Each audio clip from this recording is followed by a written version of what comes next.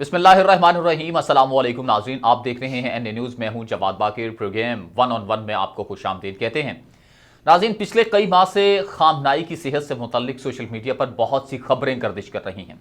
इस सूरत में बहुत से लोग ऐसे सवालात कर रहे हैं कि अगर इनकी सेहत मजीद ख़राब हो गई या खुदा ना खास्ता अगर इनका इंतकाल हो गया तो इस मनसब पर कौन फायज होगा। यहाँ ये जान लेना बहुत ज़रूरी है कि खामनाई इस वक्त ईरान की सबसे ज़्यादा ताकतवर शख्सियत हैं। आईनी लिहाज से रहबर ईरान होने की वजह से हर आला ओहदे पर भी तकर्री करना इन्हीं के हाथ में है और इसके साथ साथ ईरान में अरबों डॉलर का हुजम रखने वाली पहली फाउंडेशन भी इन्हीं की सरपरस्ती में चलती है। ईरान के आयन की दफा 57 के मुताबिक ईरान के 3 अहम ओहदे हैं जो कि आयन की शिकों के मुताबिक उम्मत की रहबरी और सरपरस्ती का काम कर रहेंगे, जबकि ईरान की फौज में सिपा पासदारान इनकलाब, बहरी बर्री फजाई फौज के साथ साथ अल कुद्स नामी स्ट्रेटजिक फोर्स भी शामिल है। इसके साथ ईरान की मुसल्लह अफवाज भी हैं जिनको आर्तिश ईरान कहा जाता है, जो कि ईरान की कुल फौजी ताकत का हिस्सा हैं। ईरान की मशरक़ वुस्ता में पोजीशन और ताकत एक तरफ, लेकिन ईरान की सुप्रीम ताकत के मनसब पर कौन बैठेगा, ये एक बहुत अहम तरीन सवाल है। ईरान की इसराइल और अमरीका के साथ जंग के बाद से मशरक़ वुस्ता में हालात कशीदा हैं और इस जंग में सऊदी अरब भी मगरब का साथी नजर आ रहा है। अब नाज़रीन, इसराइल के हमले के बाद से ईरान ने अपनी हिट लिस्ट में सऊदी अरब को भी इतना ही खतरनाक जाहिर किया जितना कि अमरीका और इसराइल हैं। यही वजह है कि ईरान की जानिब से सऊदी अरब के आरामको पर हमला किया गया। ईरान ने अपने कमांडर और एटमी साइंसदान के कत्ल का बदला लेने के लिए जिस हिकमत अमली का इस्तेमाल किया, इसकी मिसाल नहीं मिलती। सऊदी अरब जिसने अभी तक इसराइल को मुकम्मल तौर पर तस्लीम नहीं किया, लेकिन ख्वाहिश जाहिर करती है कि अंजाम क्या होगा इसका, और मशरक़ वुस्ता समेत इस्लामी ममालिक की तमाम तंजीमों में इसकी हैसियत किस कदर कम रह जाएगी, इस बारे में तफसीलात में चलकर आपको बताते हैं। लेकिन कुछ अहम सवाल हैं वो आपके सामने रखते हैं कि इसराइल ने मोहम्मद बिन सलमान के साथ ताल्लुकात मामूल पर लाने की क्या शराइत रख दी हैं, जिसके बाद आले सऊद में खतरनाक बगावत जन्म लेगी। ईरानी सुप्रीम लीडर खामनाई अपने मनसब पर किसको फायज करेंगे? क्या ईरान में खामनाई ही इसराइल का अगला हदफ है? बगैर वक्त ज़ाया किए आपको तफसीलात बताते हैं। नाज़रीन, इस वक्त ईरान में ऐसी कोई भी शख्सियत नहीं जो कि ईरान को बहरानों से बचाने के लिए अपनी जाननशीनी नामजद कर दे।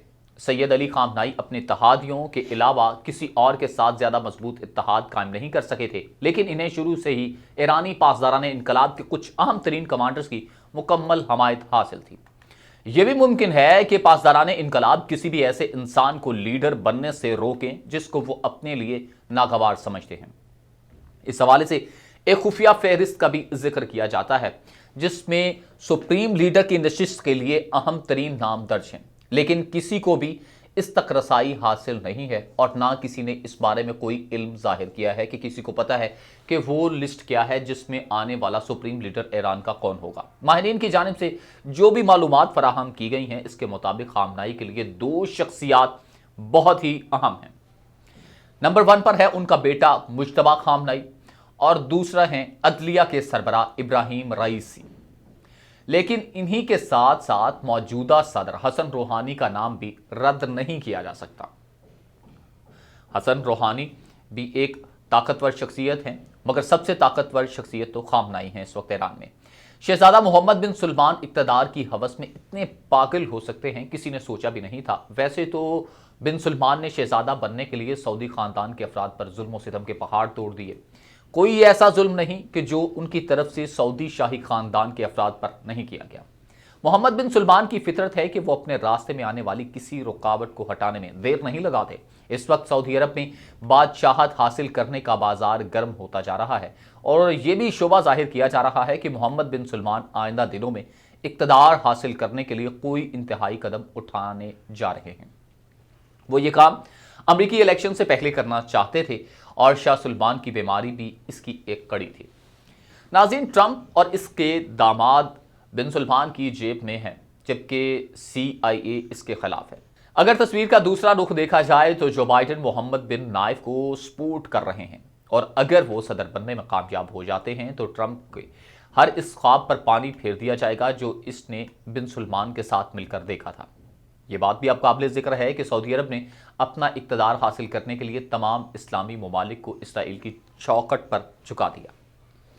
یہی کوشش پاکستان کے ساتھ بھی کی گئی، لیکن پاکستان کی جانب سے اپنا دو ٹوک موقف دے کر اس کو مکمل طور پر مسترد کر دیا گیا۔ اب جو اطلاعات ہیں، تازہ ترین اطلاعات کے مطابق رائل کورٹ سے آنے والی شاہ سلمان کی بیماری کی خبریں بھی بن سلمان کا ایک ڈرامہ تھا، جو کہ اس کے کہنے پر رچایا گیا تھا تاکہ امریکی الیکشن سے پہلے ہی وہ شاہ سلمان کو ٹھکانے لگا کر سعودی تخت پر براجمان ہو سکتے۔ ایرانی ماہر اور سیاسی تجزیہ کار نے عالمی برادری کی جانب سے ایرانی سائنسدان شہید فخری زادہ کے قتل کی کھلی طور پر مذمت نہ کرنے کی تنقید کرتے ہوئے کہا کہ ہمیں سفارتکاری میں زیادہ سے زیادہ سرگرم ہونے کی ضرورت ہے اور عالمی برادری کو یہ قبول کرنے پر مجبور کرنا ہے کہ دہشت گردی کی مذمت کی جاتی ہے۔ اب ان خیالات کا اظہار ہے وہ سیاسی تجزیہ کار مہدی زاکریان نے میڈیا کے ساتھ گفتگو کرتے ہوئے بھی کہا۔ انہوں نے کہا کہ مزید بین الاقوامی برادری کو پہلے جنرل سلیمانی اور پھر اس کے بعد فخری زادہ کے قتل کی واضح طور پر مذمت کرنی ہوگی، کیونکہ جنرل سلیمانی کے قتل کیس میں ایران کے ایک سرکاری عہدیدار نے عراقی سرکاری عہدیدار کی باضابطہ دعوت میں عراق کا دورہ کیا اور اسی سرزمین میں دہشت گردوں کے ہاتھوں قتل کیا گیا، اور یہ ایک ایسا وقت ہے جب سرکاری عہدیدار قانونی طور پر محفوظ ہیں۔ زاکریان نے کہا کہ دہشت گردی حملہ بین الاقوامی قوانین کی کھلی خلاف ورزی ہے اور اب تک کسی فرد یا گروہ نے فخری زادہ کے خلاف دہشت گردی حملے کی ذمہ داری بھی تسلیم نہیں کی۔ بین الاقوامی برادری کو واضح طور پر اس حملے کی مذمت کرنا ہوگی۔ انہوں نے کہا کہ ایران کو بین الاقوامی برادری کو کسی دہشت گردانہ اقدام کی مذمت پر قائل کرنے کے لیے سنجیدہ اور مؤثر اقدام کی ضرورت ہے۔ اب زاکریان نے بائیڈن کی صدارت کے دوران ایران اور امریکہ کے درمیان ممکنہ سمجھوتے، ایران کو جنگ پر اکسانے کے لیے فخری زادہ کے قتل سے متعلق بات بھی کی ہے۔ وہ کہتے ہیں کہ اس طرح کی باتیں کرتے ہیں کہ انہیں ایران کے سیاسی نظام سے واقفیت حاصل نہیں ہے۔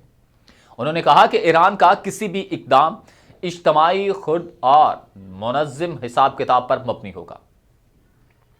اب یہاں پر ایک چیز واضح ہے کہ ایران کے ایٹمی پروگرام کے بانی سائنسدان محسن فخری زادہ کو 27 نومبر میں تہران میں ایک دہشت گردانہ حملے میں شہید کر دیا گیا، جبکہ ایران کے ہی دارالحکومت تہران کے علاقے دماوند میں مسلح افراد نے ایرانی سائنسدان کی گاڑی پر حملہ کیا اور حملہ آوروں نے ان کی گاڑی کے قریب دھماکہ اور فائرنگ کی، جس کے نتیجے میں سائنسدان محسن فخری زادہ شدید زخمی ہو گئے۔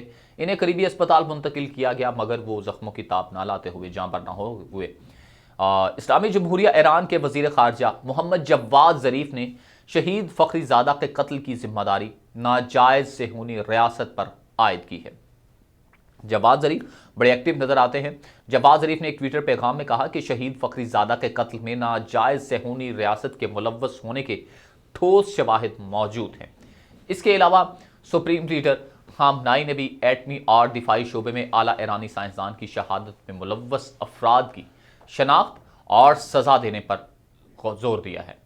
اب قابل ذکر بات یہ ہے کہ محسن فخری زادہ ایران کی وزارت دفاع کی ریسرچ اور انوویشن تنظیم کے سربراہ تھے اور وہ ایران کے سینئر ترین ایٹمی سائنسدان تھے۔